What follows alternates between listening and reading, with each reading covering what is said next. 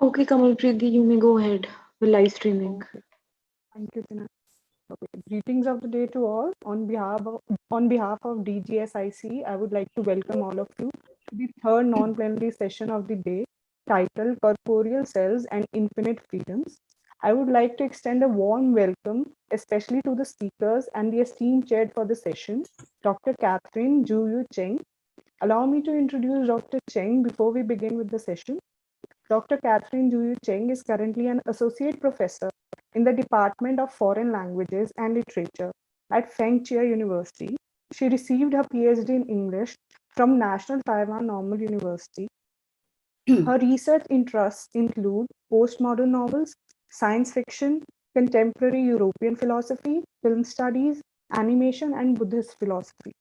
She serves as Secretary General, Director, Supervisor, Annual Camp Organizer, and Annual Conference General Convener of Taiwan Humanities Society.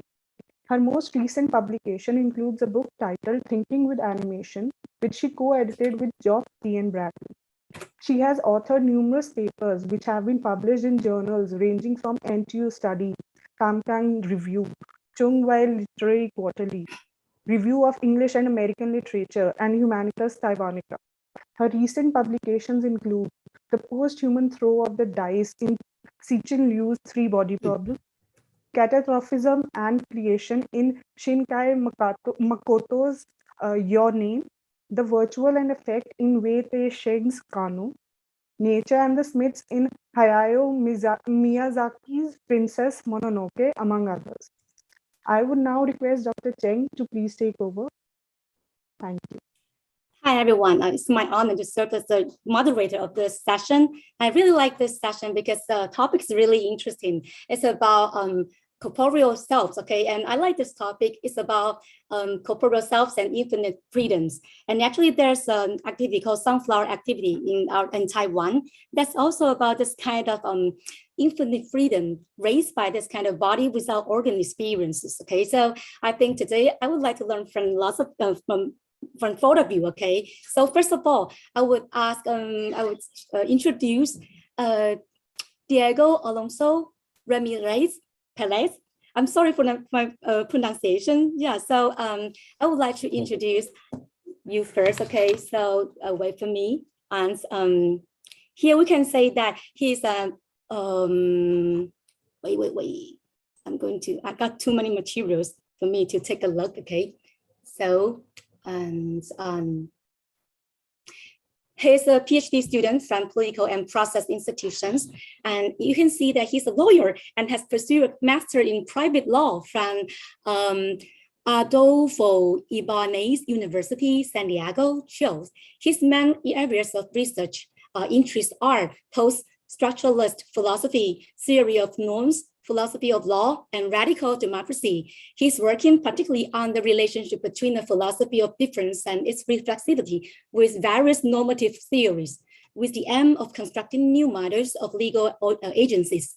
During the year 2020, he carried out research focused on labor law, under the prism of post-structuralist philosophy to contribute to the discussion of a new regime of labor rights. Wow, amazing, which was the subject of being awarded the FEI Young Researcher of the UAI.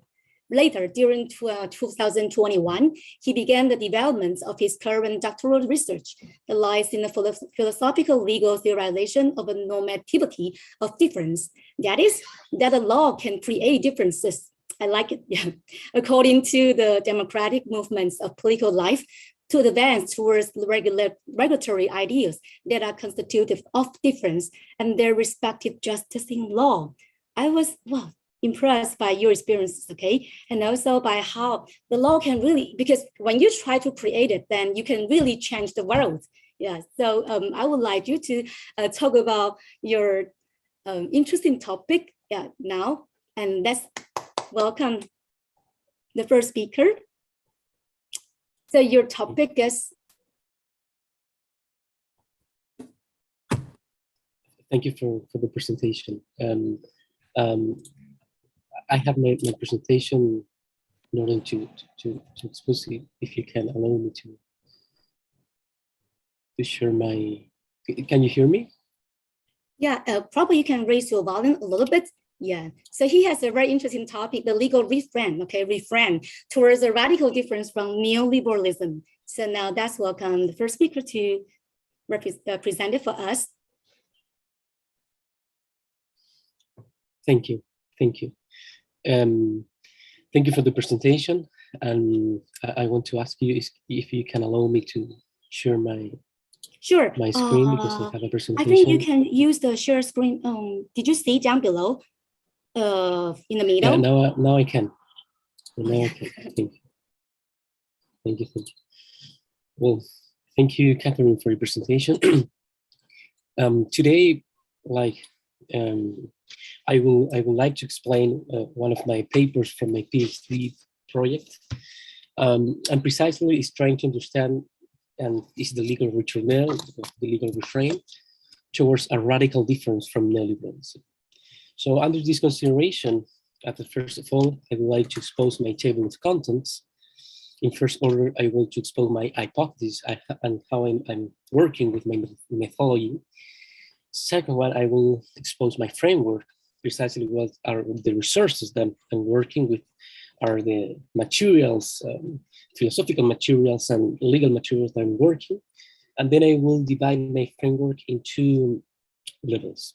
In the first level, it's precisely an analytical level. It's precisely which is the main interest of my problem that I'm trying to critique.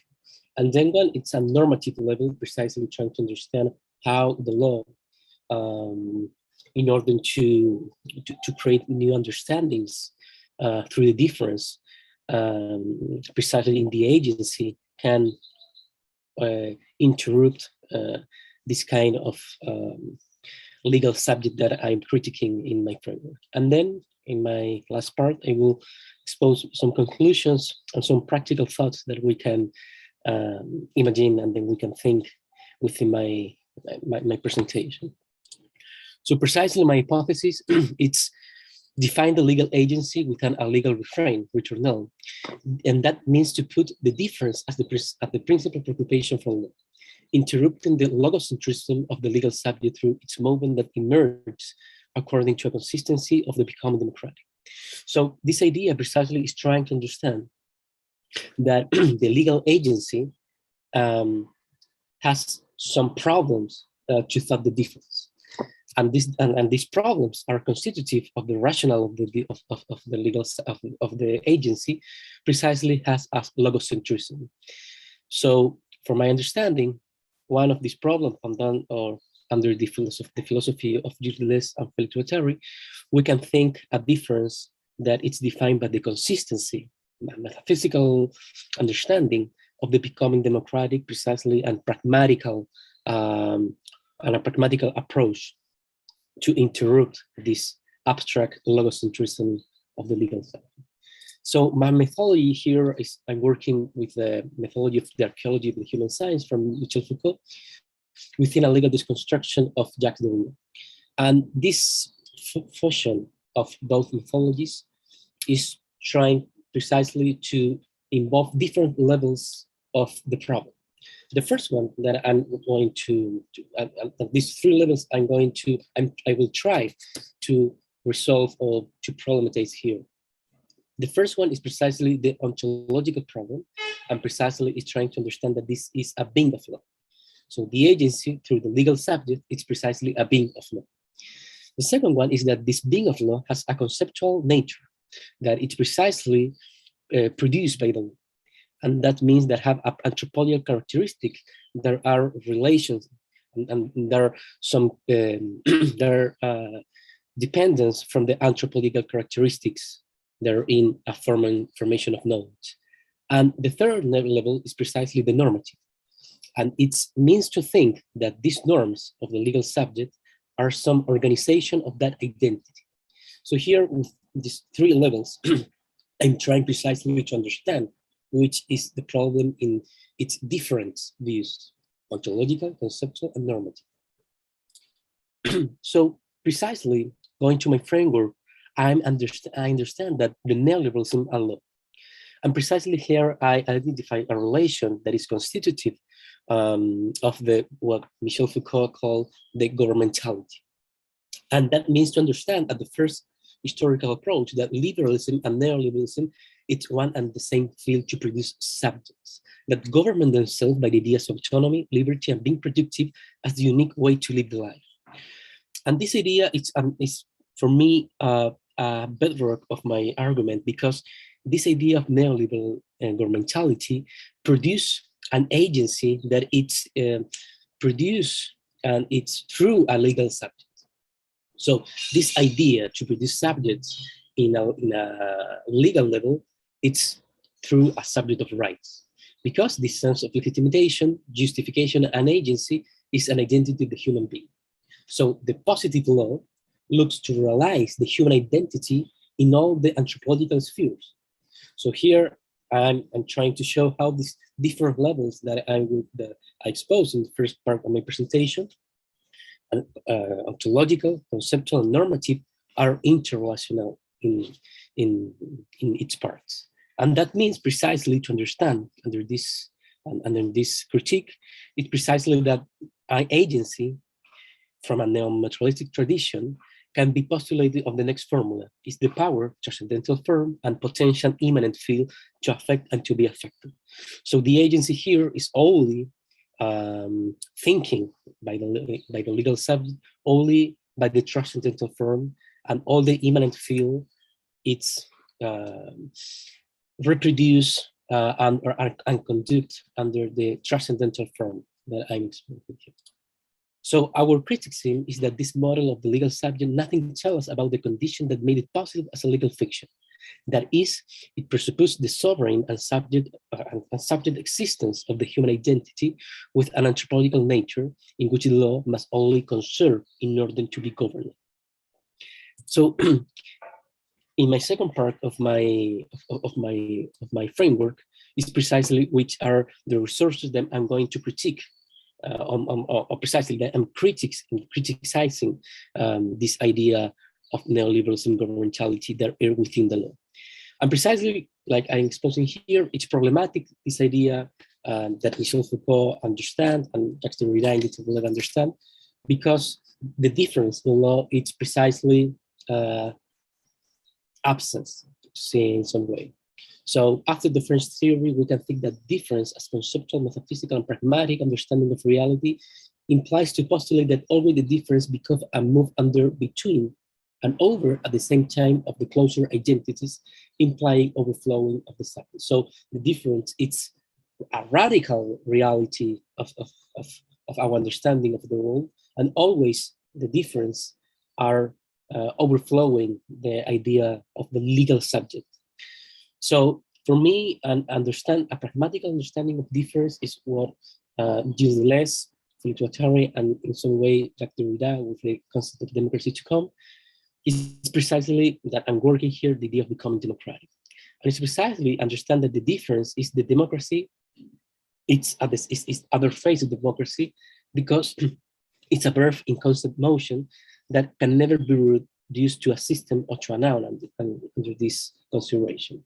And this means that the democracy always it's a multiplication of form of life that exceeds the idea of only one life.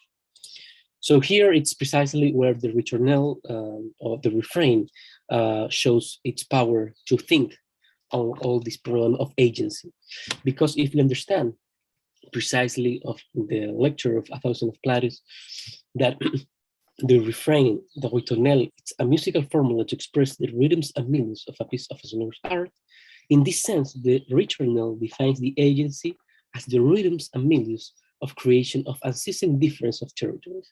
So here we can understand that the ritornelle has a potential democracy concept because has a preoccupation of the difference and how this difference are introduced or constitutive of the movement of territory, the territorialization in the Deleuzian terms, and because that movement of the territorialization can be understood as of a way or of a movement of becoming democratic.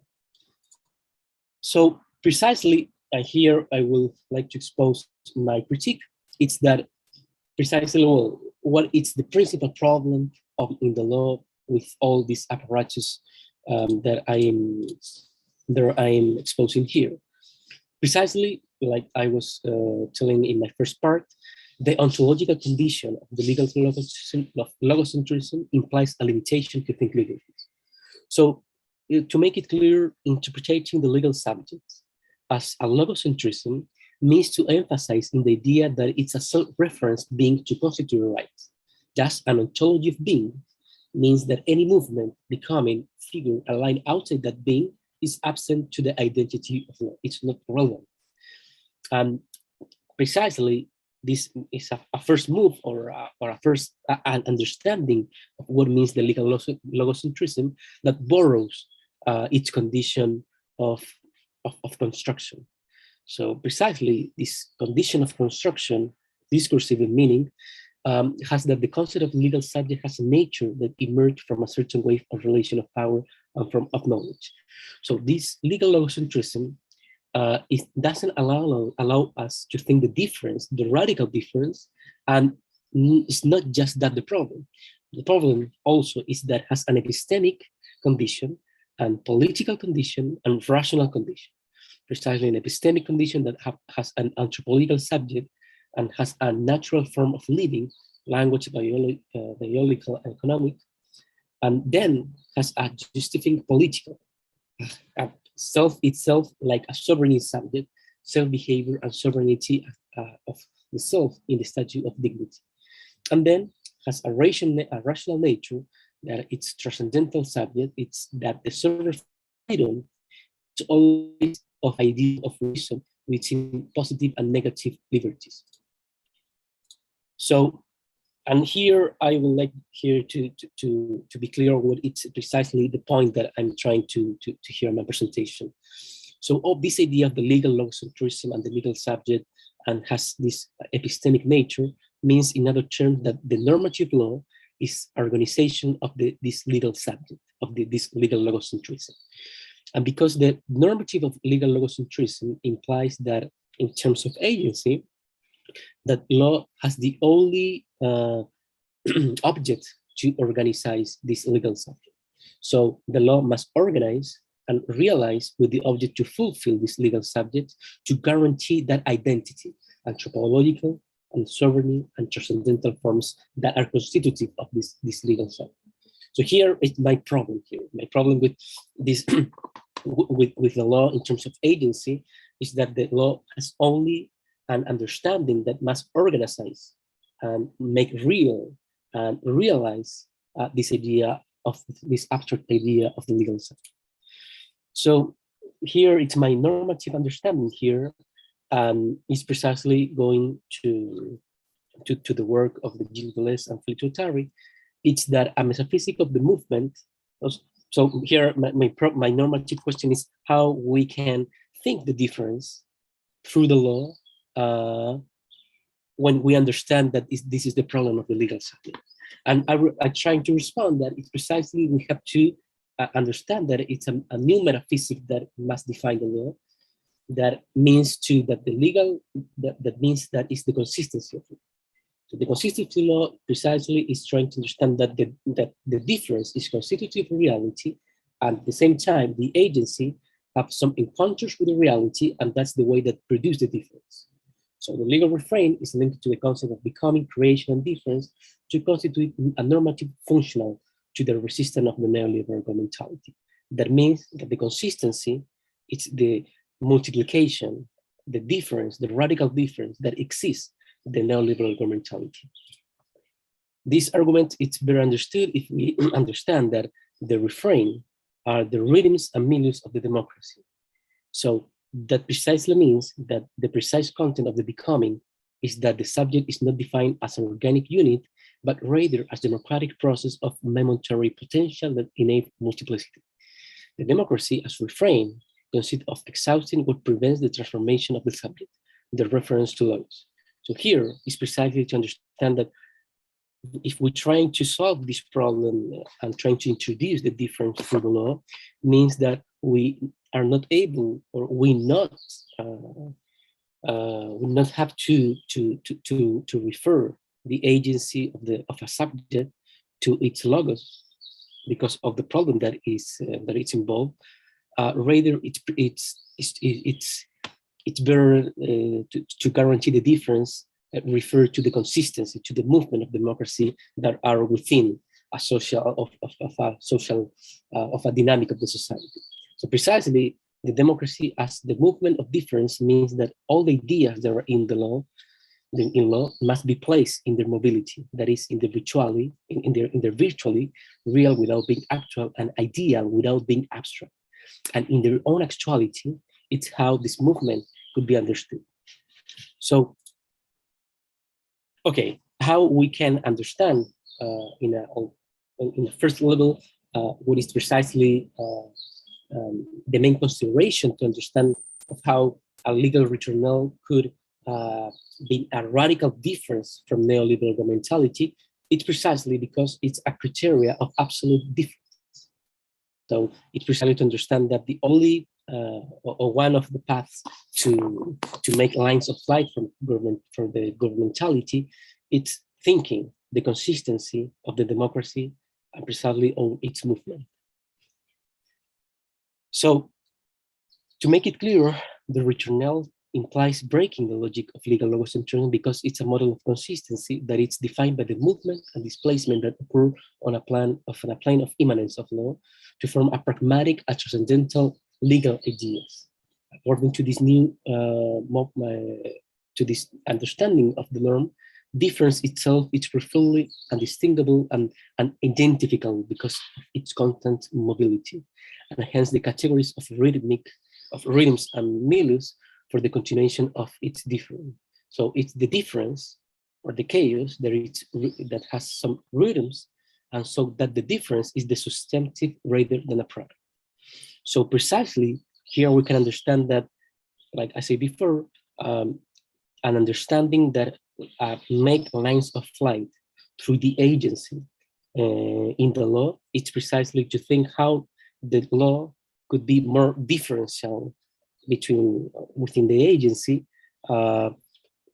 against this idea of the legal subject that has logocentrism within.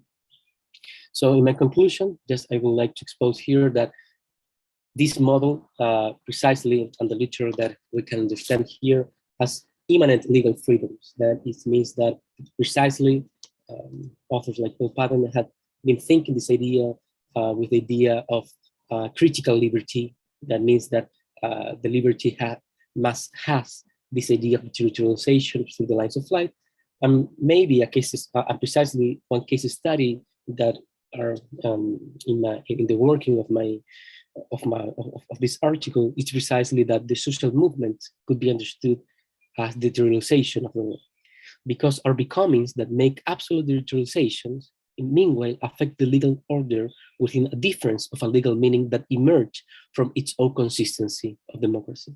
So that means to understand that each social movement has a rhythm and a milieu of a different territory, respect from the neoliberal territory.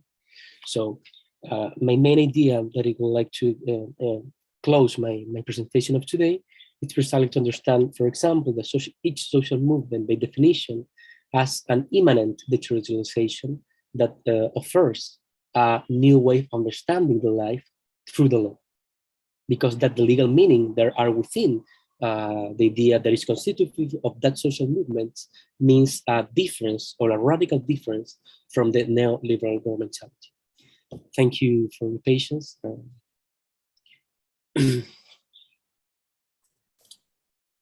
Thank you so much for this wonderful presentation. And I'm impressed by this kind of pragmatical way of leading law to change the world. And also you try to combine beautifully the plan of immanence. And also you try to talk about body without organs, how that can really help us to lead to a process of becoming that can really change the law system.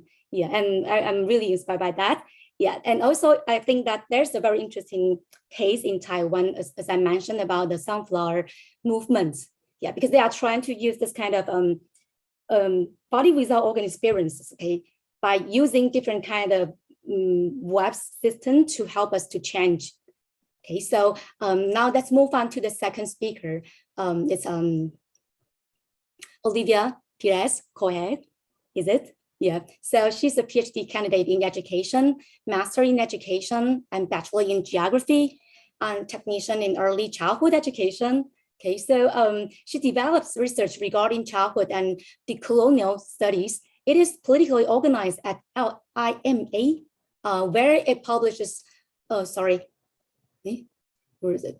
It is politically organized, yeah, and where it publishes articles, chapters, and materials on anarchism and education. So today, her topic is capitalistic digitalization in contemporary Brazil. So let's welcome her to give her presentation.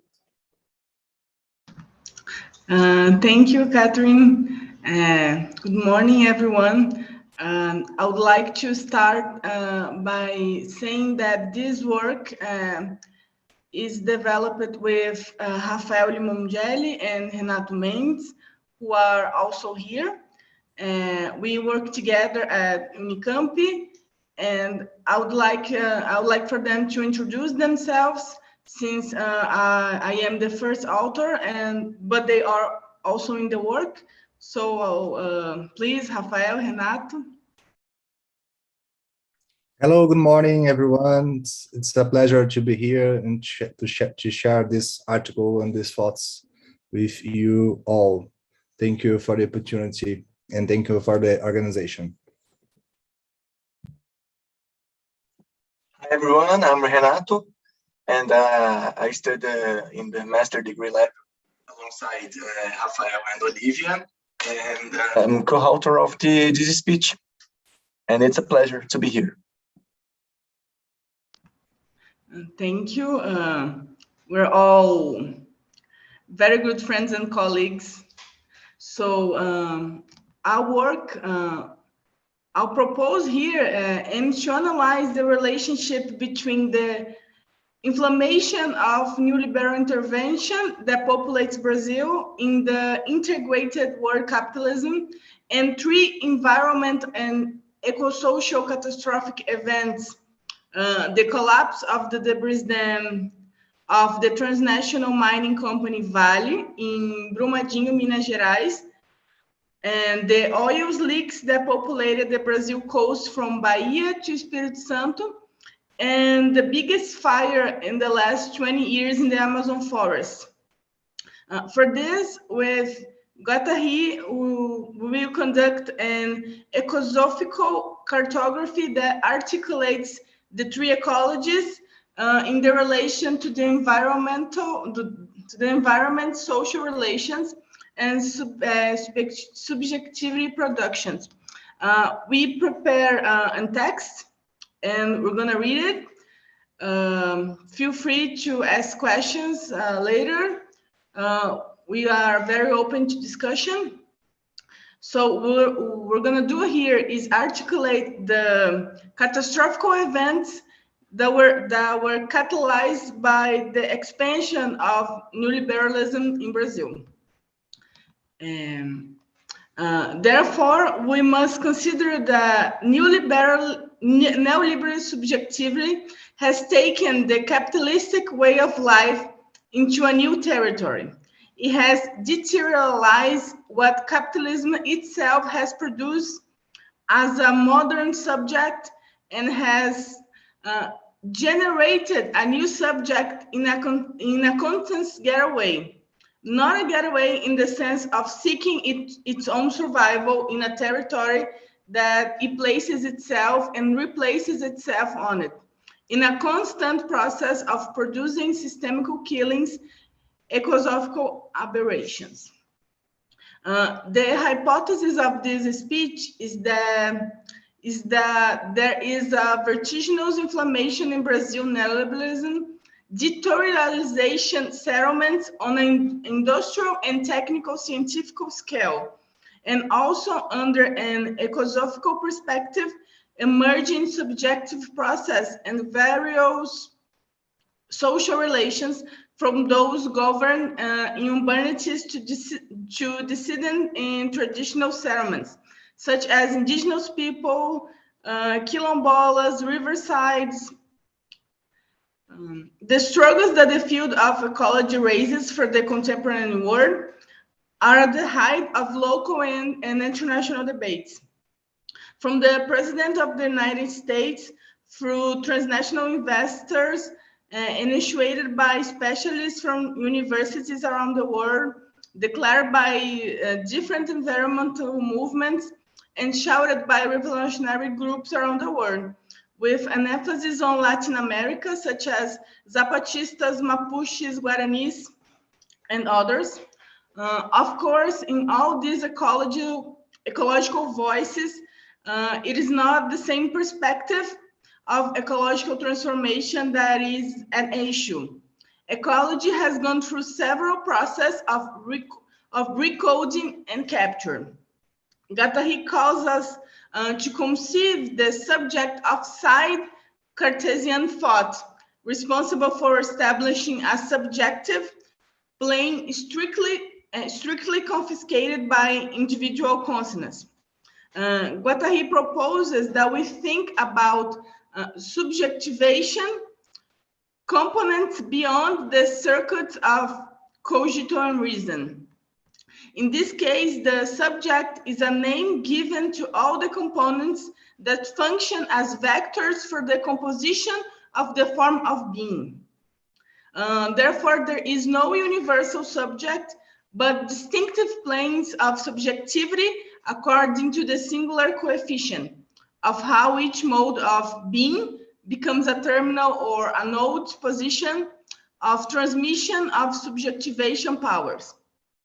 There is no subjectivation as a cartography condition of the experience of multiple subjects outside the affective, perspective, rational circuits, but also institutional group, economic and others, which are configured as a network. It is not meaningless that for Guattari, subjective spills over the other existential territories, operating assemblings between cuts and connections with different fields. And the notion of ecosophy is an important intersection in this context. Ecosophy points to the following perspective. Ways of being are codependent on the conditions under which they exist in their existential territories. Each of these territories has its own ecology, showered in its own wisdom, and as it most sound cliche as it is, Sophia. Their concerned plans are responsible for mutational coefficients in subjectivity. Thus, every tension and change in the ecosophical network directly affect the subjective planes.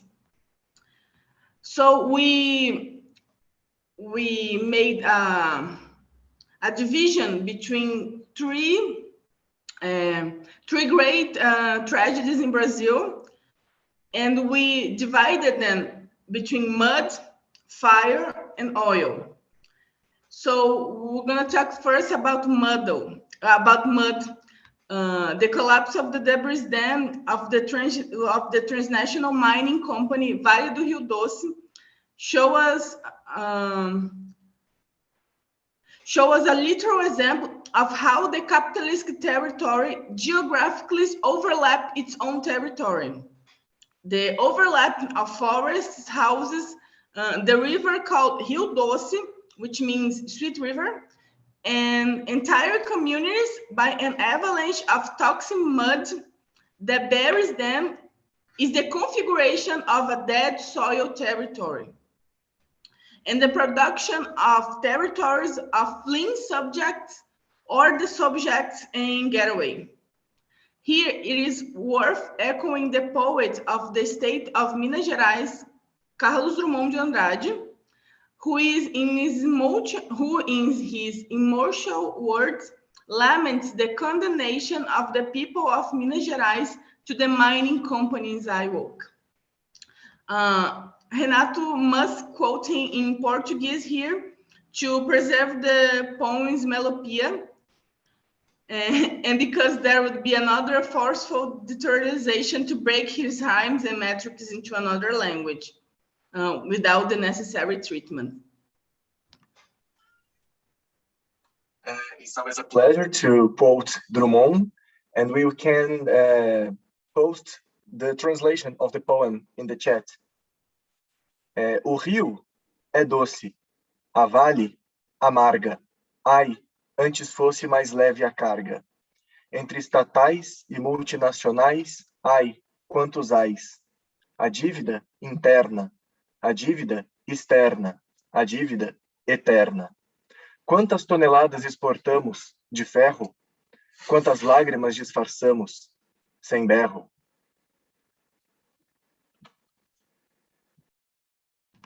Thank you, Renato.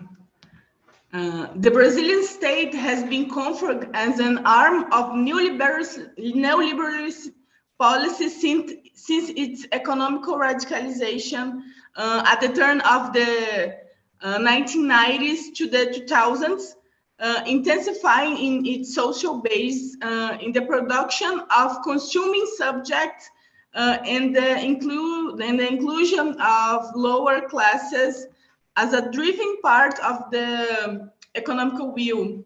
In the social democrat governments of the Workers' Party from 2002 to 2016, and explicit in its bias of direct and violent repression on bodies and way of life by the government stemming from the 2016 parliamentary coup and its successor openly anti-minorized groups and explicitly analogous to fascist policies, which so far governs the territory.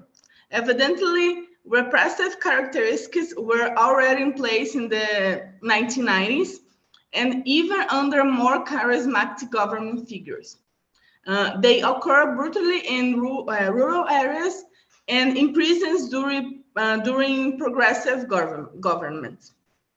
Likewise, social policies were produced more timidly at the beginning of the national neoliberal journey. And even today, against the government's will, emergency aids are approved to mitigate the social effects of the pandemic. As a kind of dice, the neoliberal characters of Bari's governments reveal one of its faces as evident, never failing to have all its parts as part of its support.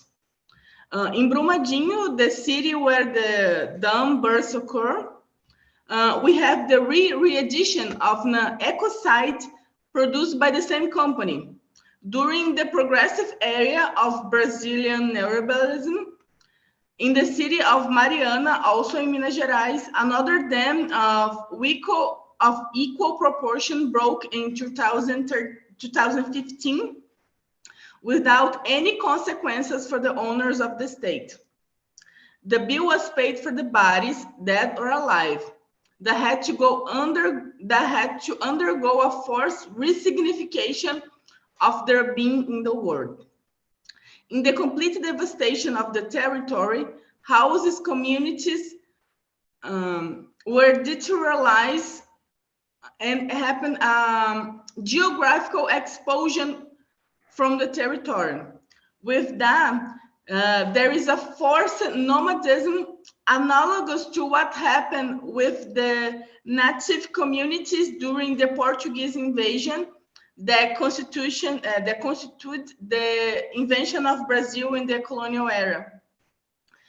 From this nomadism, a new subjectivity is constituted, characterized by the constant escape and reconstitution of itself, already in a new pre-configured territory prepared by the neoliberal machine.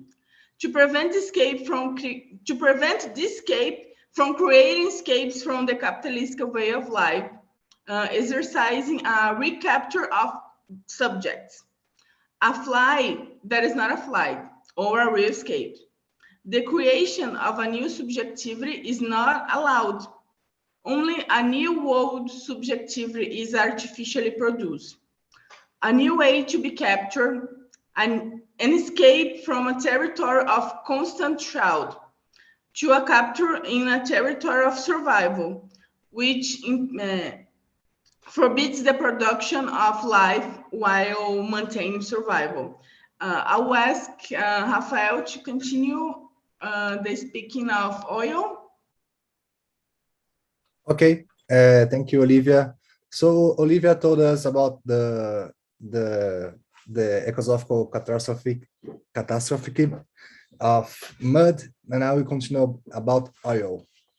But oil, the second case we refer to is that of the oil slicks that took over the northern coast of the national territory of Brazil. In addition to directly affecting fisher communities and beach populations, similarly to Minas Gerais ecocides, there is the contamination of the fish, the absolute majority of the food of the local population, and its trade with other territories. The incentives coming from government advertising so that the consumption of fish was not reduced, even knowing its contamination, shows the radicalization in the limit of the risk of the life that rise of the consumer subject, manufactured by Brazilian neoliberalism in its progressive era. At the time, a caricature but warring speech by the Minister of Fisheries, alongside with the President of the Republic, Bolsonaro, comforted the population, claiming that the fish is an intelligent animal and that upon seeing a giant wave of contaminated oil coming towards it, it should swim too far and would preserve itself as a healthy food for the Brazilian citizens. In this way, he created an analogy of how neoliberal deterioration takes place.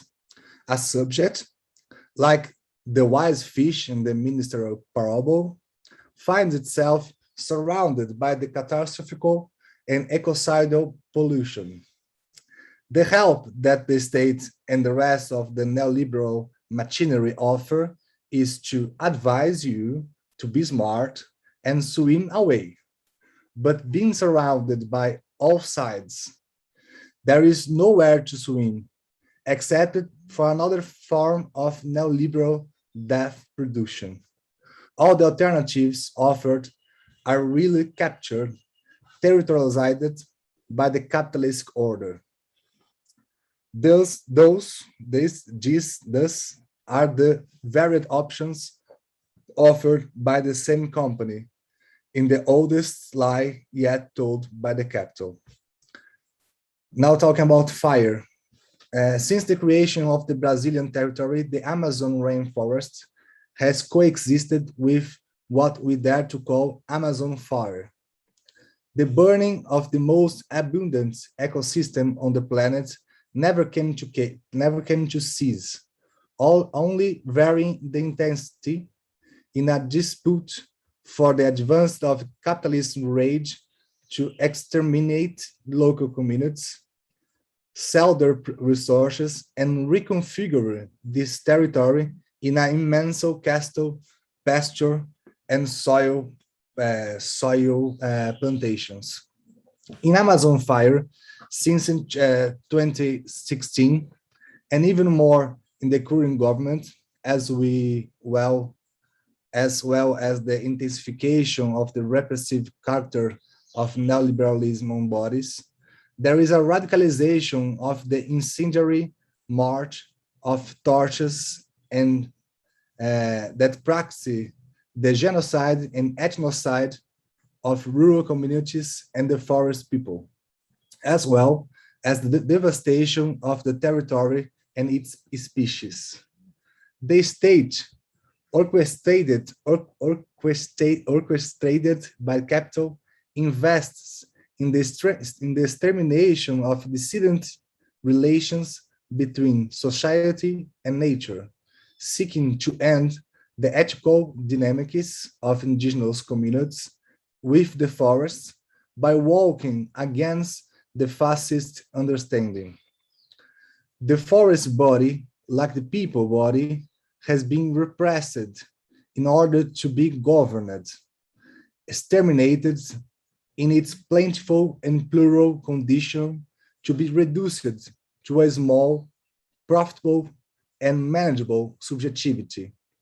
A recent legal bill designed by the government called Temporal Milestone moves the state to make a dissident experience between society nature, empathy of subjectivity, appropriating the ancestry market in the territory as it seeks to establish westernized time limits to define territoriality. As of when does an ethnic group become territorial in the land? And now we're going to, you want to make a comment, Olivia? Yes, please. I would just like to point that this temporal milestone, it's called in Brazil as Marco Temporal, and has reached the international media, and perhaps our colleagues here have heard of it. To explain a little better, the Brazilian government has imposed a law that says that indigenous people only became owner of their territory at a certain point. So that's what we are criticizing here when we ask, when does an ethnic group become territorial in their land? I would just like to point that what we're talking about here is the Marco Temporal that has been present in the international media. So we're about to conclude now. We are aware that we reached the time limit, but we are about to finish. I guess we still have like 4 minutes. So I'll be very quick in this last part, and Renato will conclude for us. So we talk about fire, mud, and oil, these three ecological catastrophe. So the almost last movement, unlimited capital. Capitalistic subjectivity sought in its acceleration in deteriorizing bodies in Brazil, and for that reason, it removed progressive governments and intensified to become an ungovernment locomotive trampling over subjectivities. Regardless of whether natural, natural or humans or social, resources are limited. Capitalist subjectivity increasingly pushes the limit forward. For example, exhausting workdays, monocultural agriculture with the use of chemicals to increase production, general medicalization of population to support austere work regimes, oppressively crowded housing for working families, overcrowded urban transportation, etc. Capitalistic axiomatics could be defined as a generalized conjugation of decoded flows. Taking these statements as true, we can think of its fundamental counterpart, the state's apparatus. So we have these two relations, the capitalist axiomatics working together with the state's apparatus. In Deleuze's analysis, in the classes that he gave in 1979 and 1980s, nations and states are models for the realization of axiomatics. A quote in Deleuze, the state's apparatus are the field of realization of axiomatics. End of quote. End of quote. While the capitalist axiomatics wants to combine all the deteriorized flows and always expand its deteriorization powers, the state appears as a kind of necessary evil or regulatory mechanism. A quote from Deleuze. It's called axiomatic to set a functional relationship between non-specified elements that embody what is performed in a formal relationships and the qualified and specified elements proper of each one of those realization models, end of quote. Thus, the state apparatus presents itself as a regulator of topical conjunctions and formal relations between the worker of a certain territory and the wealth-creating activity of certain territory. It's necessary for the realization of a capitalistic axiomatics of a state, even under the false promising that it would be a minimal state. The realization model can be heterogeneous, varying from territory to territory. However, the different models of or different states have features that are isomorphic among themselves concerning the axiomatics of capitalism, which is planetary and without borders. The state apparatus operates as a limit between deterritorializations and re-territorializations that capitalist axiomatics produces, enterprises that have a future of invention and creation by expanding its limits. We know what were the needs for primitive accumulation of capital and all its subsequent revolutions and updates. First, the colonization of Americas, with colonies and their settlements being the new field of possibility to deterritorialized by capital and mediated by colonizers. Then the colonization process of African continent. Then the exploitation of rural and urban migratory flows to deterritorialize masses of workers' bodies mediated by the labor legislation. Then the process of precariousness and outsourcing work, abolition of borders for circulation of inputs, exploitation of working bodies, and etc., serious avalanches of deterritorialization and re-territorialization of the abstract activity of producing wealth and the free worker body. At each update of the capitalist axiomatics concerning its realization as a state apparatus, the field that moves its insatiable machine are the bodies, human and non-human, of the living. The machine, a machine for guiding people, forests, sea, minerals, planets, biomes, animals, insects, at the service of unlimited expansion of the capitalist machine. Guess that Renato will continue from here. Sure. And for final considerations, such experiences, as here analyzed, can be seen in the news around the world. Accidents with mining dams in Minas Gerais, oil spills off the Brazilian coast, widespread burning of the Amazon rainforest and the Pantanal rainforest.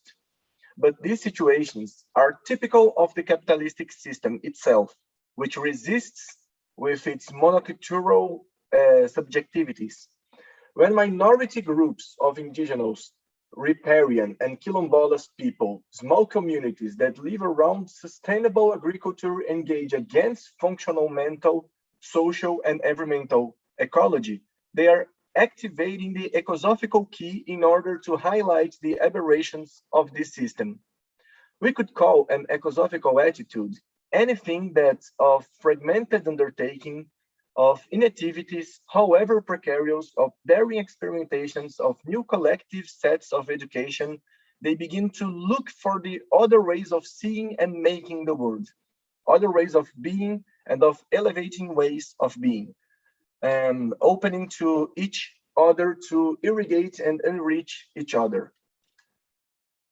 In Against the Grain, we are shown that the state emerged as the expense of the controlled monoculture. Such an occurrence was only possible after the sedentarization policy.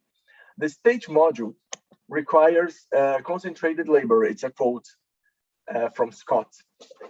The stage module requires concentrated labor, specifically agricultural labor, mainly predicating cultivation in fixed fields, end of quotation. The control of the productivity territory has always been the strategy of managing and mobilizing subjectivities. The escalation of monocultures of mental, social, and environmental ecologies is nothing but a strategy to catalyze and crystallize the capitalistic power to close other experiences that trigger contestation and denounce the ecosophical suffocation of the system undertakes. Ecosophy, therefore, is always a policy of nomadism, in the sense that it seeks to open up subjectivity's experiences that refuse to be reduced to the centrality of power of the state, which is itself always sedentary. Ecosophy is the refusal of the process of domestication of subjectivity potentialities, making it the turning point without which capitalism cannot be questioned, resisted, modified in its depths, and why not, banned as the only possible plane of territory existential. Ecosophy announces that there is another possible life outside the circuits negotiated in an early formation of functional subjectivities, where ecosophical education does not give up on being an experience to be produced and to be found with the very practice of rebellion. The fire burns over the oil, leaving the land raised to the ground, just like the ground forever devastated by the valley's toxic mud. Thank you. Thank you. Thank you. Thank you so much for this wonderful presentation, and thank you for three of you. And very interesting because if you combine mud, okay, oil and fire, also you uses artist way like poems to deliver it, and I like it. Yeah, because there's an animated film by Shinkai Makoto. Do you know? He has a very famous animated film called Your Name. Yeah, and it's released in 2016. It's actually his response to a catastrophe, 311, the Japanese catastrophe. Yeah, so I think by using artistic way, you can really change the world, okay? Because like Miyazaki, okay, and also Shinkai, they try to use artistic way to move us, okay? So I like your interpretation. You mentioned that a lot of the idea of ecosophy, and it reminds me of Guattari's ideas of three ecologies, okay, how they are entwined, the three elements are entwined, okay, and how nature and humans are actually entwined. It's actually not that simple because you have to always cross the boundary and then you will be recaptured, because for the first line, rigid line, and the second line, supple line, and the third line, line of escape, it will always be recaptured into the second or the third or the first line. Because if you move to the third line and cross it without reservation, then it will probably become anarchy or death. Yes, so I like your interpretation of the catastrophe in your country, and also the way you try to interpret and reinterpret it. Thank you so much for your wonderful presentation. I would like to discuss with you further later. Now we'll move on to the third presenter, okay? She's Swapna Gopinas. Did I pronounce it correctly? I'm so sorry for my pronunciation. Yes, you did. You did. Thank you. Yeah, she works as an associate professor of film and cultural studies at Symbiosis Institute of Media and Communication. PUM, she's a Fulbright Fellow, wow, and a former postdoc fellow at the School of Media and Cultural Studies, Tada Institute of Social Sciences, Mumbai. She writes on ideology, discursive practices, and cultural representation, especially films. I like films a lot, and animated films and lots of films. So yeah, nice to meet you. And Same now I'm looking forward to your presentation. And your topic is, let me see, War Machines and Bodies Without Organs, analyzing the corporeal selves in the web series, The Family Man. So I guess it's a movie, isn't it? It's a series actually. It was on OTT platform. It was on Netflix.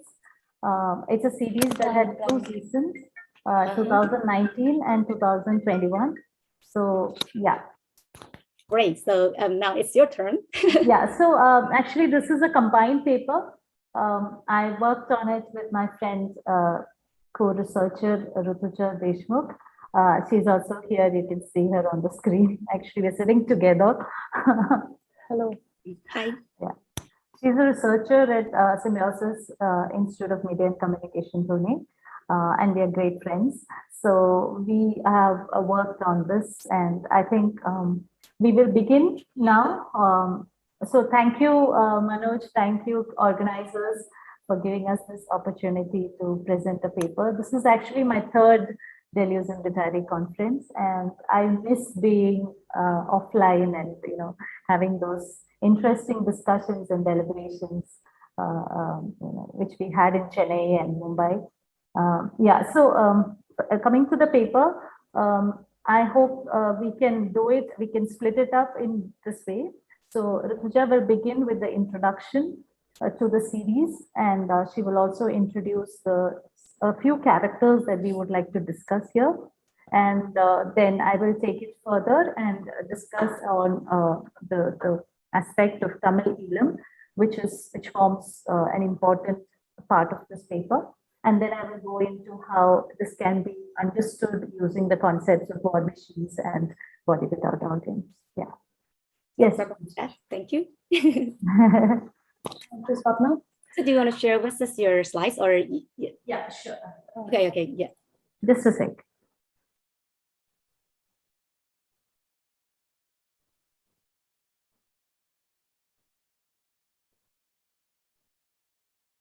So contemporary social reality reduces, am I audible?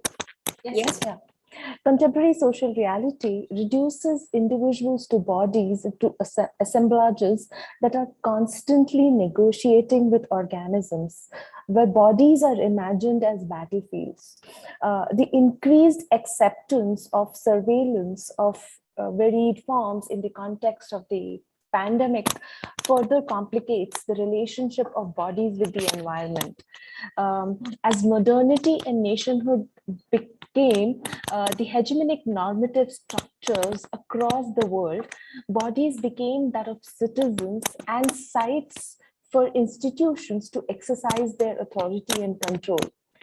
In that sense, Indian subcontinental region has a history of an independent struggle, which employed human bodies in a largely non-violent act of resistance, which succeeded with a newly formed Indian nation. Contemporary India is constitutionally a secular democracy. It still is, which is constantly under threat from the right-wing extremism of different kinds, along with the hegemony of neoliberal global capital over the nation. Secular and democratic identities are, in this sense, constantly being redefined in the new India, and the body of the citizen here becomes the disputed site, especially the bodies of the other. Understanding this phenomenon through the concept of assemblages and territoriality. Excuse me. Someone is typing rapidly. So is it possible for you to mute it? Yeah, I guess I heard something like a typing. Yeah, thank you so much. Thank you so much. Yeah, you can continue. Yeah. So as the bodies of the citizens are targeted in the acts of structural violence, they evolve into weapons of resistance and power. So what we are trying to do here is look at the cultural representations of such bodies, which are fascinating tropes, and a detailed analysis which will yield insights into the hegemonic ideological discourses that shape the geopolitical space that we call India. Yeah, Family Man 2019 and 2020, that is season 1 and season 2, is a web series on Amazon Prime, where the protagonist, Shrikant Tiwari, a former intelligence officer of Task Force, a fictitious intelligence agency akin to the research and analysis wing, works as an undercover agent. The Family Man has found tremendous success, by the way, as this very sleek and funny family espionage drama, particularly for its treatment of the protagonist and trying to humanize the militants, terrorists, as well as the state body such as Shrikant Tiwari. As a spy working for this task force, Tiwari has to juggle from being an underpaid government employee, as well as an absent husband, an absent father, and apart from his long suffering wife, no one in the family knows that he's a spy. To them, he's a man who has settled into a government job that has no future.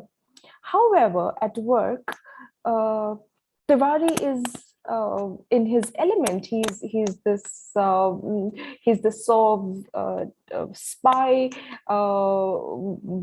a fighter, etc., etc. In the first season, when he and his teams are tasked to thwart a plan of a terrorist attack named Operation Zulfikar, the plot moves from Mumbai to Kashmir. Along the way, we meet other men and women involved in the task force, and dissenting students, ISI terrorists, Pakistani military officers, etc., etc., which as viewer, we reminisce a lot of things that is happening in contemporary India.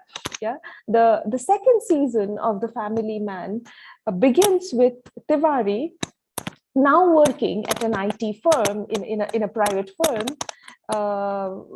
where he deals with an overbearing boss who wants him to become the maximum guy. He has replaced his lifestyle. He's now, from being an underpaid government officer, now he is a private, he's working in a private firm, and his you can see certain lifestyle changes. Yeah, he's doing mundane jobs like dropping kids and picking them up from the school, but somewhere pines for his old job and is concerned about the newly formed government in Pakistan and other political issues that dominate South Asia. In season 2, a quick flashback also resolves the plot line for us, and we come to terms with two broken bodies and broken lives. Zoya, a young female officer who's now confined to her wheelchair, and Milind, who also makes it out alive from the season 1 mishap and is seen at home battling with his trauma.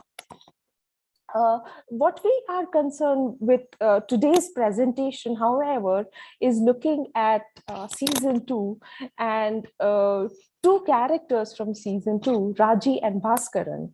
The antagonist in the second season, Raji, who's a Tamil woman rebel, played by Samantha, this character of Raji. She looks a certain way, she talks a certain way, she's a killing machine, but there is other explanation, which a decision by the makers to show several shades, several other shades of a character, and Raji's character is constructed entirely on her past, on her trauma, the way she looks, and what is inflicted on her body, her capacity for retaliatory violence. Yeah, women are not new to the war or to resistance in insurgent movements. They occupy various roles, especially as combatants, as political actors, and multiple experiences, especially state repression, state and the political and moral universes of women fighters in insurgency and rebel movements. But on screen, why they fight, how they fight, and who they fight for, and what happens in fighting's aftermath are some of the questions for engagement with cultural and political realities of our times. The other character, the character of Bhaskaran in the series, is heavily inspired or taken from Prabhakaran, the leader of Tamil movement, involved in the assassination of former Indian Prime Minister Rajiv Gandhi. And history is more complicated here. India had cordial relations with Prabhakaran, but changed its outlook. Indian state had a cordial relationship with Prabhakaran, but changed its outlook subsequently when Rajiv Gandhi sent Indian peacekeeping forces that is believed to have committed several atrocities on Tamils. This relationship then, of course, was further strained. In the show, Bhaskaran is shown to have compromised on the struggle for a personal vendetta. In reality, it is said that Prabhakaran lost almost all his entire family to violence, but remained committed to the Alum cause till the very end. This furthers our argument about nation and body without organs that Deleuze and Guattari make. And here I'll hand over this presentation to Swapna for further dealing with the further nuances of the characters of Raji, Bhaskaran, and finally Shrikant Tiwari. Thank you. Yeah, can you just mute? Otherwise, yes. My voice. Okay, so taking from where she stopped, Pooja was talking about the characters of Raji and Bhaskaran. So I will be continuing with this discussion, and I will talk about three entities basically. One is the state, which is India in this context, and the bodies of these two characters, mainly Raji and Bhaskaran, and also an imagined homeland, a homeland that is only part of their trauma, that is only part of their memories, that is only part of their fantasies. So, so these three entities are very interestingly placed in this work. So let's just briefly talk about Tamil Elam movement before I move on to these characters and this dynamics between these three entities. So Tamil Elam movement is basically a movement which sort of was in its peak during the early 2000s and late 1900s, and it is a movement which was led by the Sri Lankan Tamils who sought a space for themselves. It was a call for freedom, for a traditional homeland of the Sri Lankan Tamils. So at one point, they even had some kind of control over Northeast Sri Lanka. So it was a body called LTTE, which became very powerful, and it was hemmed by Prabhakaran, who Pooja mentioned earlier, that is represented in this work also as Bhaskaran. So Tamil Elam movement if you look at this movement, the word itself, Tamil itself, is not just a populace; it's also the language that is spoken. So it is one of the reasons why it became so powerful or this demand for a separate democratic kind of a space was started in 1956, when there were a lot of discriminatory policies that led to the othering of the Tamil population in Sri Lanka. So Sri Lanka has a majority of the Buddhist Sinhala population, and also a large number of Tamils who have mostly migrated from India to Sri Lanka. So this is a group of people who recognizes themselves, who identifies themselves as Tamil due to the language that is spoken. So Tamil is a language which is just considered to be one of the oldest languages. It was probably there are texts that are written in Tamil which comes from the Sangam age, which is like ancient age, even before it's like the BC times. And so this kind of pride in the language is something that connects the people of Sri Lankan Tamil population. So since 1956, they have been fighting for their rights. They have, the more they fought against this discriminatory policies, they realized that it was becoming worse. There was Tamil language at one point, English was the official language of Sri Lanka, but then later Sinhala became the official language, and Tamil was not recognized as an official language. So this led to this feeling of a sense of othering more and more. This kind of an exclusive kind of, exclusionary nature of this process culminated in a civil war.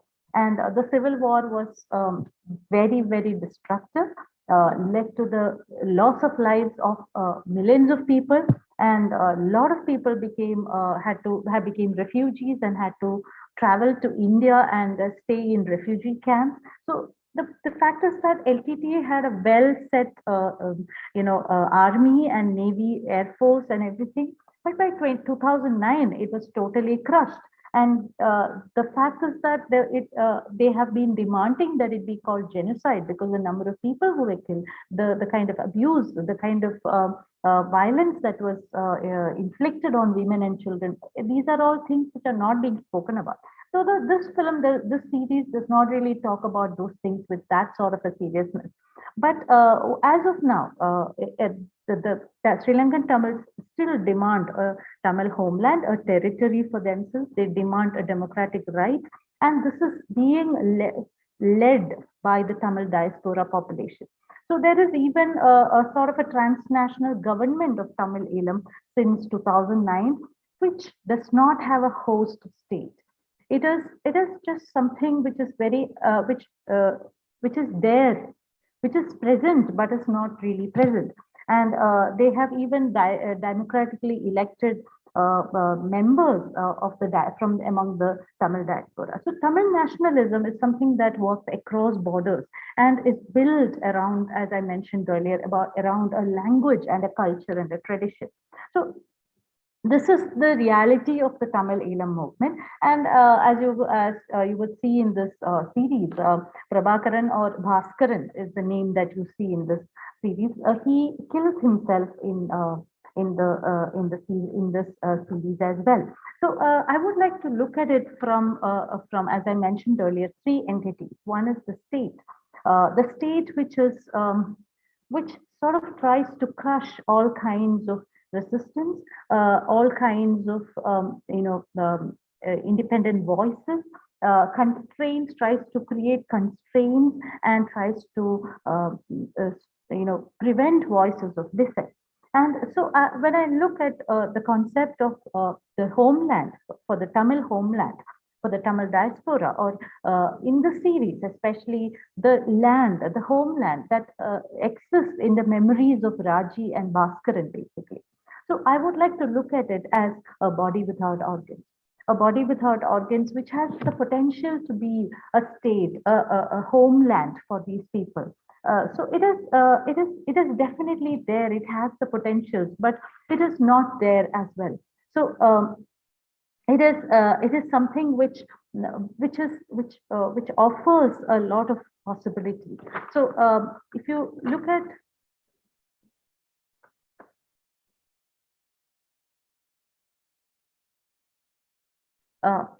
this image of the woman sitting there, she is in her homeland. She is in Sri Lanka. This is when she visits Sri Lanka, and she does not own this land. She does not own anything. So she is just sitting there as in her memories, creating in her memories a homeland. And so body without organs exists in this plane of consistency and this imaginary homeland that exists in the memories and bodies of these rebels. So the rebels, the body of these rebels then becomes war machines. They are war machines that would sort of initiate some kind of struggle, some kind of challenge to the powers of the state. So, so as I mentioned earlier, the state, as you see, the homeland, as you see in this case, is something that does not have that has only possibility.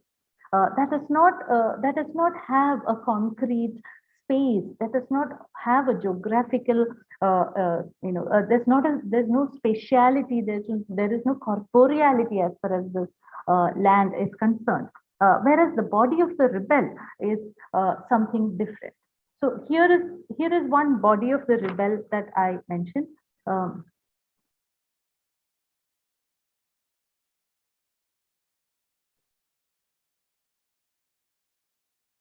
So you have this person, Raji. So Raji is introduced as a woman who starts who's working in a factory, and the owner of the factory misbehaves with her. So she brings him home and then kills him. So this is the way she is introduced to us. So her body is, she is a warrior. It is mentioned in the series as that she's a porali, which is a Tamil word for a warrior. So she would rather question. So she is a prod. She's a force that deterritorializes. She is a force that would question authority. She is she is a force that would question any kind of power center. And in this case, as she is introduced to us, the man who abuses her becomes the symbolic representation. She is not someone who would want to be a docile and a docile body. Throughout the series, you will see her body to be represented thus, or in this image, in this frame. It's a very interesting frame because she is along with a Kashmiri rebel. So a Kashmiri rebel. Now this is a show that is aired in India, and for a person in India, the body of a Kashmiri man is a very significant symbolic self, because this is an entity which questions the authority of the state. And Kashmiri rebel here, the man who is along in the same frame along with Raji, who is also a rebel, and who is definitely a war machine. And this is also a man who has been challenging the state in different ways. So, as I mentioned earlier, war machines constantly deterritorialize the flows of power. So they would constantly direct their energy against production of governed docile bodies, as I mentioned earlier, and they would constantly challenge regulated, stable flows of power. So there is a constant process of deterritorialization that happens through the bodies of these war machines.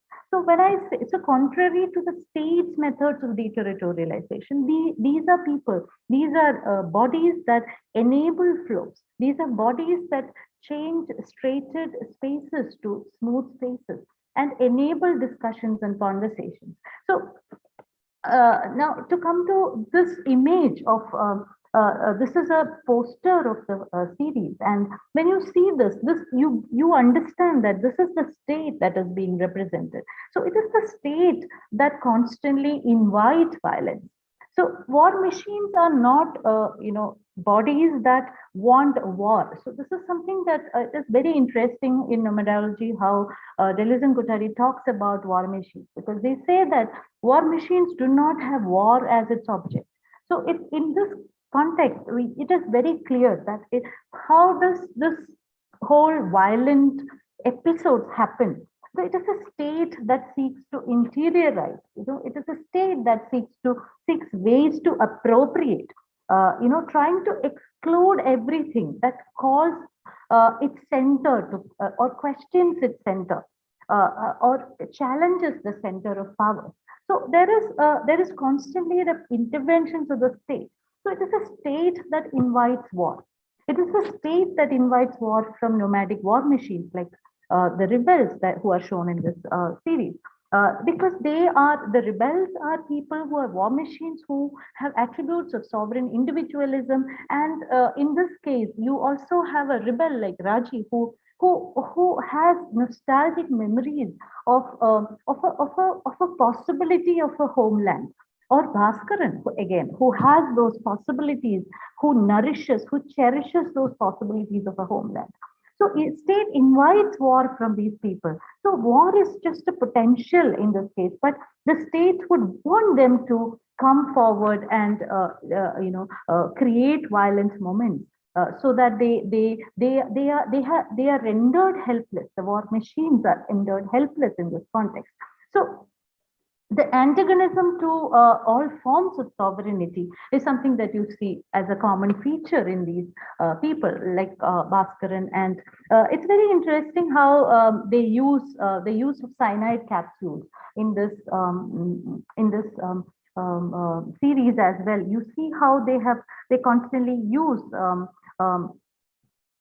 cyanide capsules to kill themselves. So, and Deleuze Guattari talks about this. He says, war machines are, they are warriors who prefer solitude and prefer, or they would end up having a prestigious but powerless death. So this I've quoted from Deleuze and Guattari. So this is very clear in the series, in the characters, in the bodies of, in the representation of the bodies of Bhaskaran and Raji.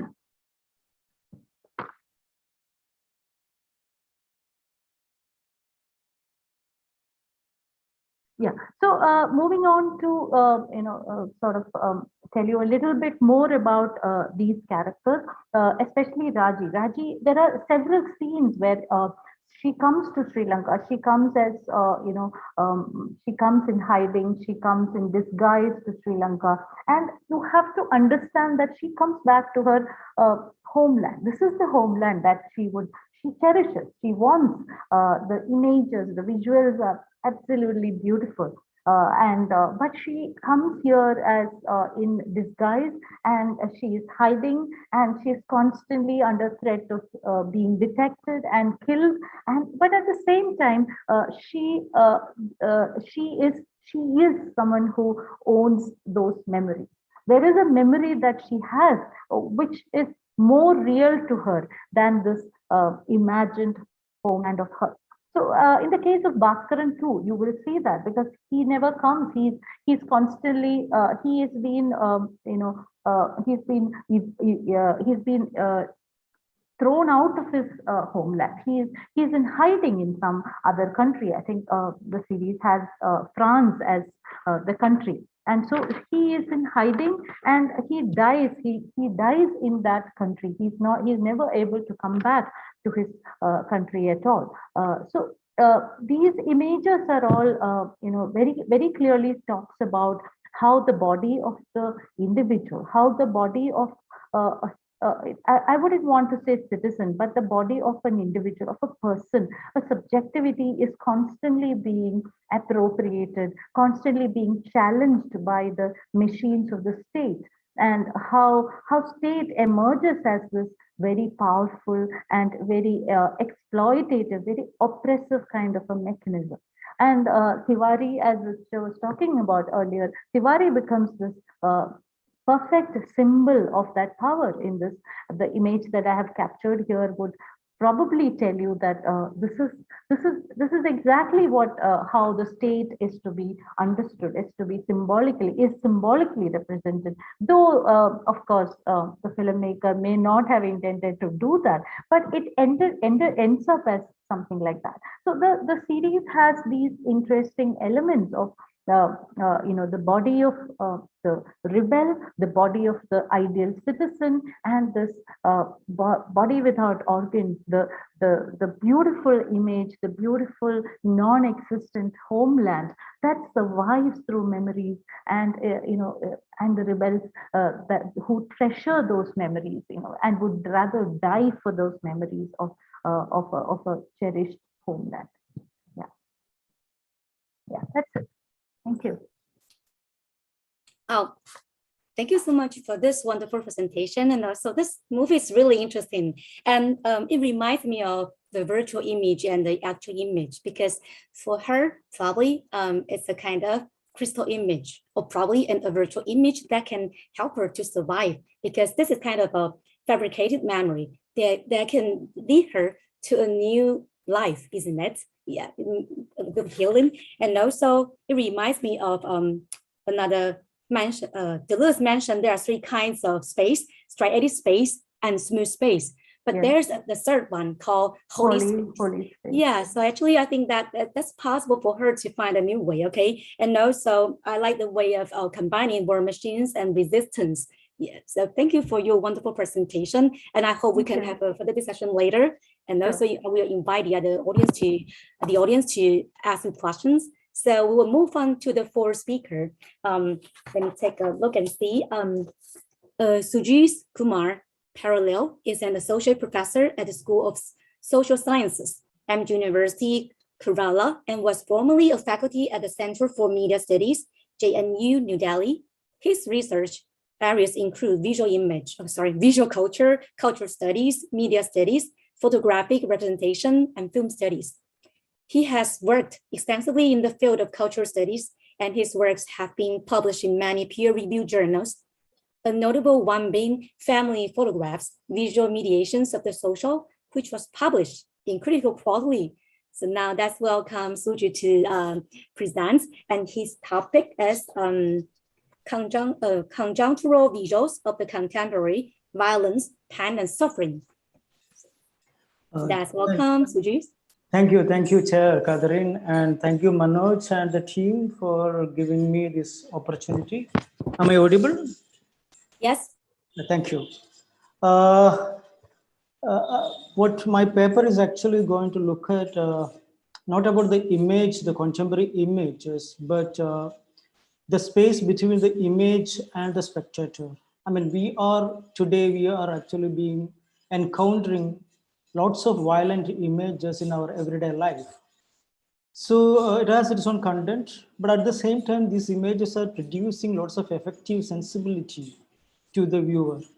So then thinking about this violent, atrocious, suffering, painful images or horror incited images, my concern is that what kind of language it produces and how that language is produces. I mean, it's more than a representation of something, representation of human being, representation of a particular category. There is something more. So that is itself is indicating an emergence or the autonomy or agency of the image. But it is not about the agency that has been produced by the image, but it has been produced within an encounter and within a given space.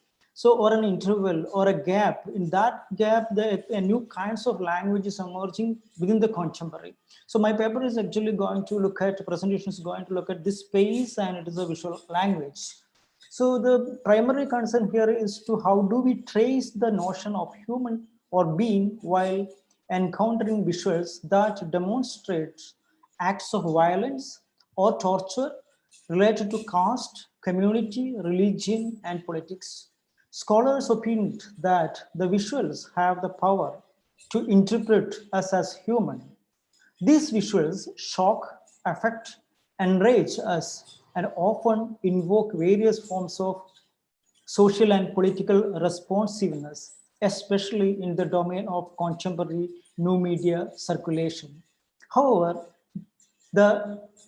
these images and its embodied signs involved in this action, affection, and the movement image often surface yet another question about the human and their notions about the humanity, pain, and suffering.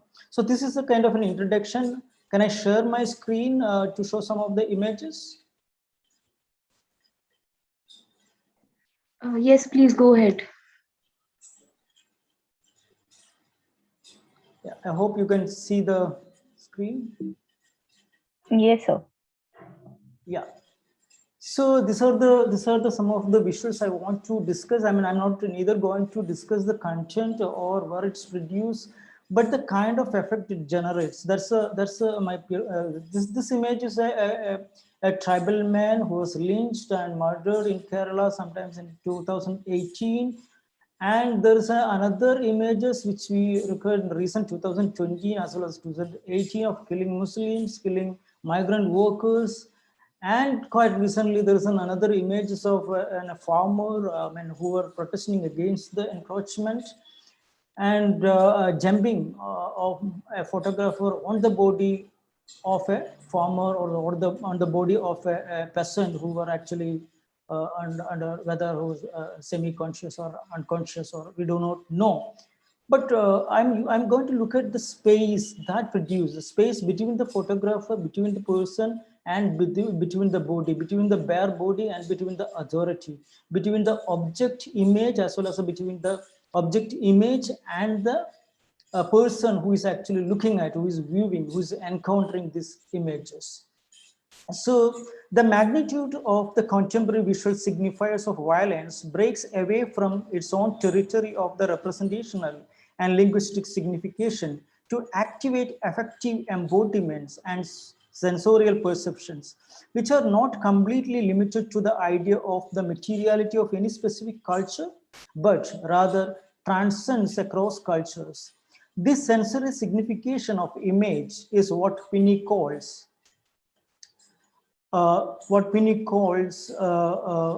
figural excess or supplementarity.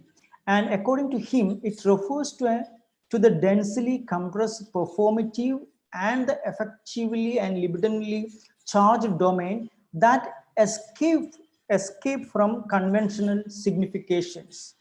The transcending nature of the sensory visual signifiers can never be encompassed by linguistics, philosophical closure, and as an object image, its interactivity sense always reproduces or evokes more felt intensities than it represents. Seeing is an act that involves embodied sensations specific to certain cultural practices. However, the interactively generated felt values, figural excess, and affective reactions provide ontological independence to the image sign, which is an integral component of the being and supplements the act of becoming as a subject beyond any normative discourses. In the context of the image, the visually supplemented sensory perceptions integrate a set of ideas like ethics, morals, rights, and the human in the process of becoming. Hence, it contributes to the enunciation of the political self of the present. Aurelie Azolier uses the concepts of the political ontology of photography to demonstrate the power of the image and extends the interpretive possibilities of it in a connection to the sensuous formation of the political self. According to Azolier, the political ontology of photography that functions within the public discourses is bound to the manner in which human beings exist, look, talk, act with one another and with the object.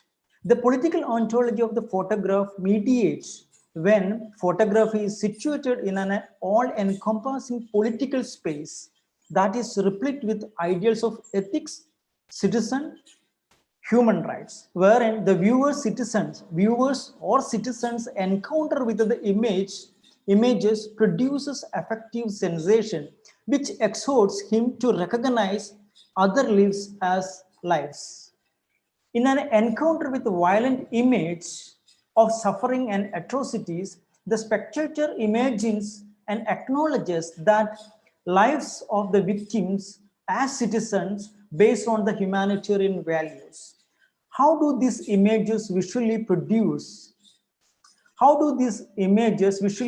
an effective economy of emotion, political and ethical consciousness?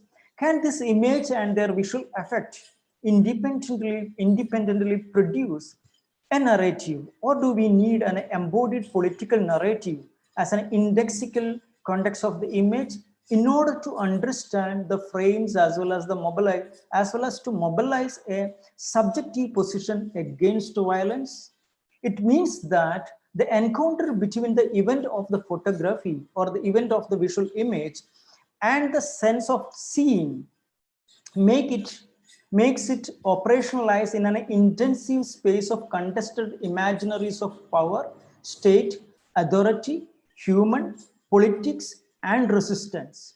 These comes together to generate sensory actions or reactions which transcend the mere indexical decipherment of the symbols and the signs. It is the effective embodiments mediated by the political ontology of the image that transmits sensory feelings towards an image. What is there in the image or the event of photography is subject to the temporality. However,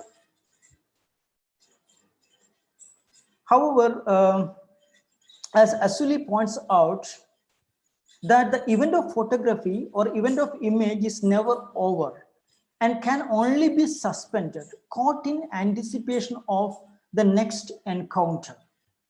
It is each of these encounters that produces a new sensibility in the viewers that enable him to understand that the event of photography is not over, but repeated in different forms and has the power to affect everyday life of the people. Image affect enables one to think and then to act. It is therefore not merely the sign, SIG and sign, but the image itself, which becomes an object that evokes affective sensibility. That is, it disrupts, engenders dialogue, and contributes to a new perceptual sensibility. The sense is hence being touched and affected by the invisibility involved in the object of visual consumption. It means that these disruptive images that are made for cognitive consumptions are not based on the immediate content or subject matter alone, but on the absent center. There is an absent center which is then turned metaphysically connected to the ethical and moral perceptions of the individual enmeshed within the political and cultural experiences. Sensory objects and the images thus make us to realize the invisibility in our ways of seeing and sensing. Krakower calls this invisibility is a blind spots of the mind embedded in our contemporary perception, supplemented by modernity's visual schema of representation. Krakower attributed these invisibilities to our habitual blindness to certain aspects owing to our prejudices, which structure or determine how and what we perceive. However, these blind spots of the mind also reveal the way perceptions are said to encounter the political ontology of the image connected to an uncharted realm of ethics, moral, rights of human and their surrounding environments. It is in this context that I would like to discuss the manner in which image objects create a rupture in the mind's eye perception of the viewer and thereby enabling the progression from mere sensation to reflective thinking. It is the idea of pain, suffering, and empathy that mediates the sensory reaction to action, or following Kantian terms, prepare the subject for a moral feelings. It is the sensuous communions or visually embodied sensoriality of the viewers that triggers a comparison between perfect body and deformed body, a comparison between an ordinary life and precarious life to induce reflections about moral and ethical feeling towards an object image. Indeed, it is the visual act of knowing the body and sensing the pain through which sensorial reflection is achieved. Here, a sense of pain embedded in, activated through the suffering body is not a private phenomenon, but a public phenomenon evoking a widespread sense of experience, reflectivity, and memories that are inhabited in culture. In the context of the global media or new media circulation of these images, ethical and moral precepts are not confined to the viewer's contingence or familiar proximity with the suffering object. Object image is placed in order to be encountered and heard within a wider context of empathy, thus opening up a space for rethinking and enactment of the subject position of the viewer. The interactive space between the object image and the viewer encompasses a sense of lack and fear as the manner in which the object image emanates the idea of the precarious life of the people in the photograph in the image also engenders feelings about the darkness of the contemporary and perilous life conditions of the viewer within it. In short, The encounter and its experience predicates a feeling of one's own existence and body. That is the feeling manifests the existence of the being in the world. In this mechanism of encounter, the viewer's position is not confined in a limited geography or contextual affiliation. Rather, the image sign or image object and emanated sensory feeling stretch the passion of the empathy to pass from limited sympathy to the extended generosity. The political ontology of these visual predisposes, not compels, the viewers to act in a particular way, as the image are themselves as the image are as these images are themselves an interpretation, they structure our interpretation of the world while effectively act upon us. As Judith Butler comments, in the conditions of the precariousness or torture, photographs bring back the enduring question of whose lives are grievable and whose are not. The photograph contains traces of human, and this trace does not tell us what the human is, but it provides evidence that a break from the norm of governing the subject or right has taken place, and that is something called humanity is at issue here. In other words, image or the visuals or the photograph define us when we are encountering, it defines us as beings or the human. In this encounter with the apprehension of the real, image act as an intensive or affective. It is this encounter with the apprehension of the real, image act as an intensive or affective force to enable a body's passage from one state of affection to another. It is noted that affect is not a thing or a property, but rather form a sensorial relationality of a productive outcome of interaction and encounter between things and the person, or image and active viewers. Certainly, affect signifies emergent interactions of the human and non or more than human actors which generate different kinds of sensation and becoming. This bodily activated sensorial impression is an outcome of mutually implicit engagement of the human body's lived experience with that of the photographic or the visual means transmitting experience. Visuality is constitutive of more visceral elements than simply the abstract power of sight, whereby the body continues to be an active framer of the image. It is the effectively mediate the bodily sensorial experience that define the field of visuality rather than the specific reference attributed by the signifier of the image. The bodily sensation not only liberates the viewer from the discursively determined and geographically defined position, but also from the semantically or semiotically ordered system of representation. These experiences and sensory feelings transcend the norms of the linguistics manifestation and are capable of generating new twists in perceptual logic.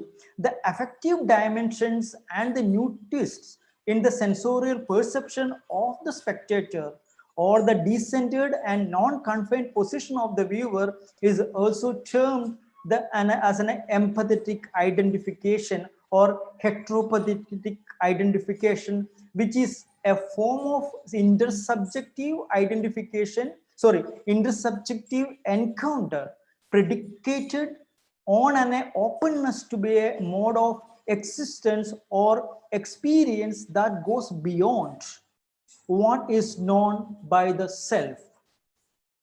The self-redefinition in this dynamic process of identification is enhanced by the observer's own bodily sense and memory. This, in other words, is an indicative of twists in the essentialist identity of the viewer from a specific cultural context and related to formation of the self to a new collective identity, while offering a transcending of the subjective position. Nevertheless, in this perceptual encounter, both the image and the body of the viewer become an assemblage filled with various signs and sensations. For instance, the body is itself an image among other images, which acts as filter, creatively selecting facts of images from universal flux according to its own capacities. The body embodies multiple affective sensibilities and emotions, which are entrenched as a subcomponent of perception.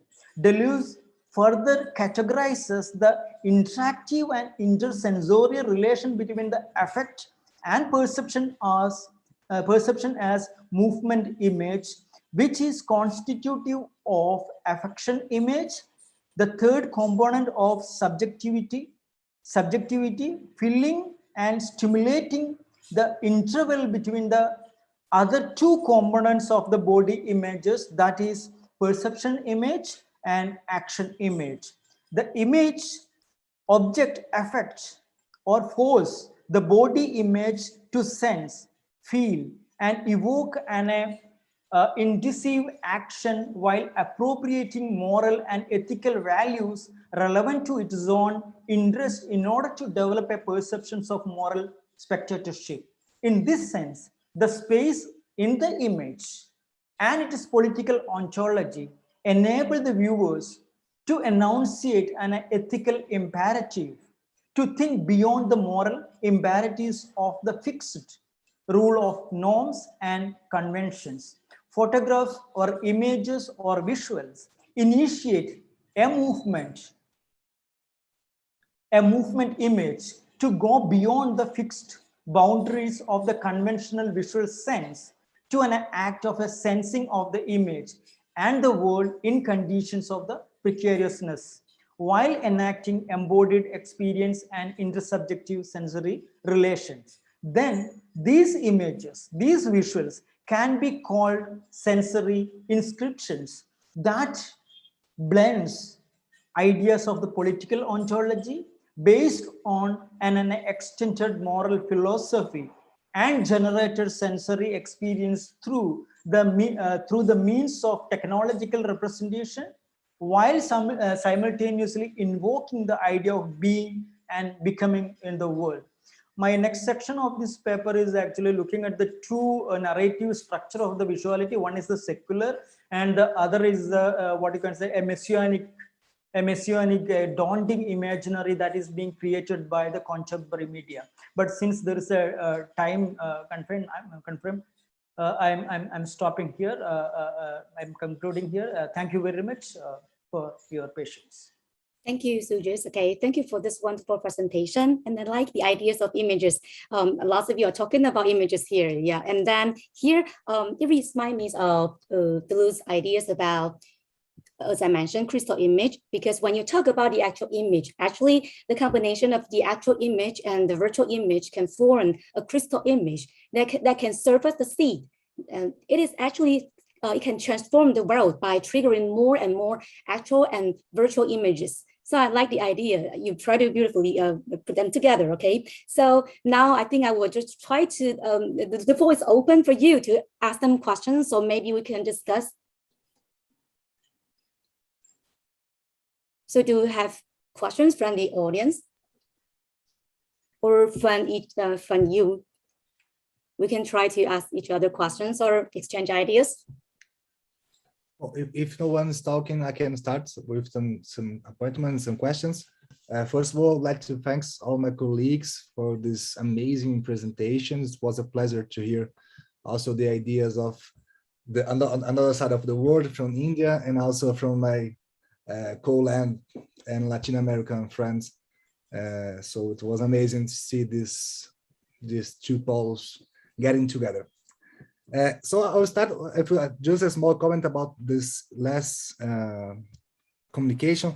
I was really thinking about the catastrophes that we talk in our paper, and how the media do like a crusade to catch these images, and how in this idea that you put together as a blind spot of the mind, and this determination of what is visible, and as a public event, not as an individual or personal event.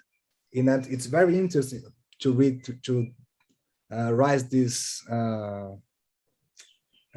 this affirmation, because when we think together with Guattari as the transpersonal subjectivity, you know? So I thought that was a very interesting idea that we bring. So thank you about that. And to our friend from Chile, I'll put two questions together, then we can go ahead. Okay. Oh, and from my friend from Chile, Diego, I was really interested about this becoming democratic. Very interesting idea. But I will provoke you by question. It's possible to have a real becoming democratic regime or situation with a state's apparatus and inside of capitalistic subjectivity, or we should always go as war machines fight against this law institutions. So you just live in Chile, these rises and these beautiful rises that we all here in Brazil fighting with you guys. But after that, you're starting like a new constitutional process, and also becoming a capture of the state's apparatus. So I'd like to, if you can talk a little bit more of how you can deal with this non-normative way to think laws inside of states, inside of capitalism. But thank you for this amazing presentation. I don't know, I have a terrible English, so I hope that you guys understand a little bit what I'm trying to say. Sure, no problem. And would you like to respond, or?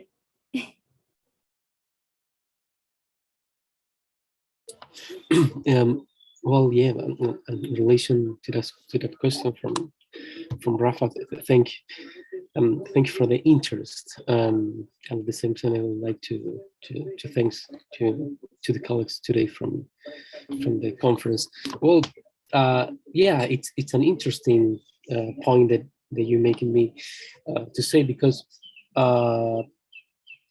first of all, yes, this idea of becoming democratic could be understood that as a horizon, and here it's some understanding that Derrida makes made with the idea of democracy to come, that it's like a promise, with an eternal promise, say in a way. That means that always democracy, it's like an ideal, a relative ideal, that it's always forward from a system, from a closer system that is constituted from rules of government. So under this idea, we can think that in a level, that law, from an institutional way of understanding of law, and that it's precisely what Gilles in the work from institution work a lot, it's precisely how a law must be defined with an institutional characteristic rather than a legal characteristic. That means more institution and just a few laws.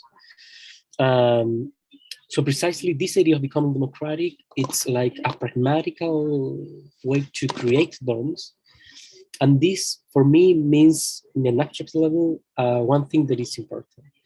It's precisely how law can understand the democracy of the social movement, for example.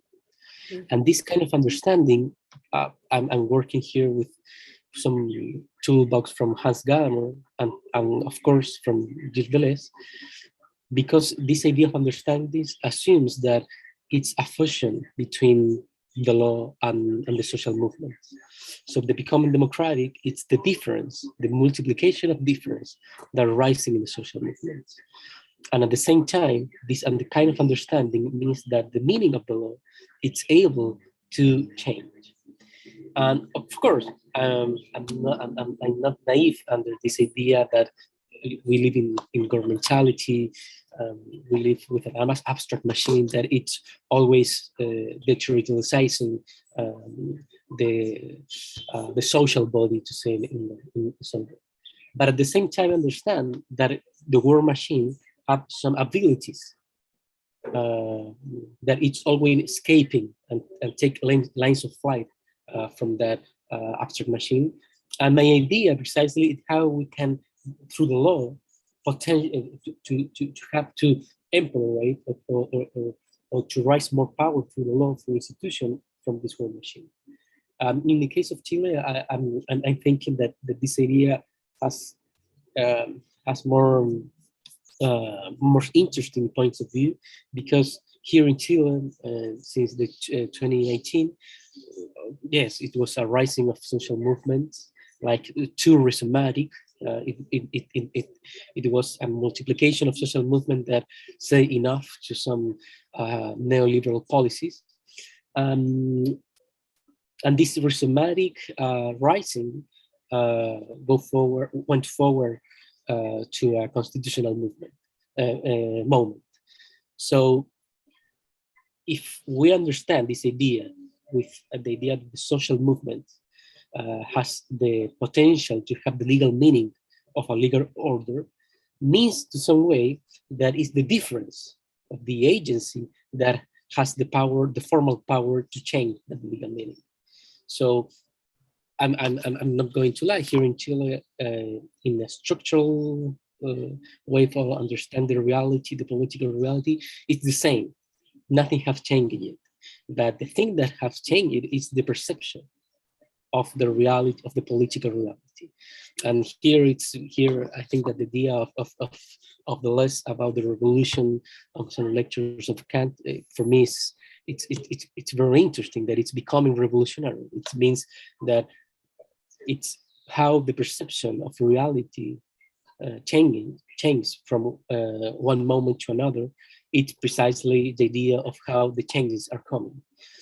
So trying to close my answer, I would like to say that precisely the idea of becoming democratic assumes that the law has to have the consistency and not mere the organization of some identities.